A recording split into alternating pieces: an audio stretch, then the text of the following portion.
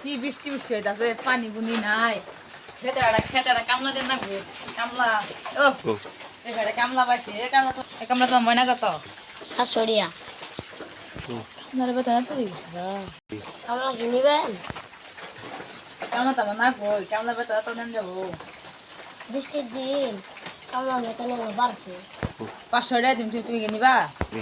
আচ্ছা চলুন। চলো। ওই যে আমার খেতে দেখতেছ না, এই খেতটা আমার দেখছো?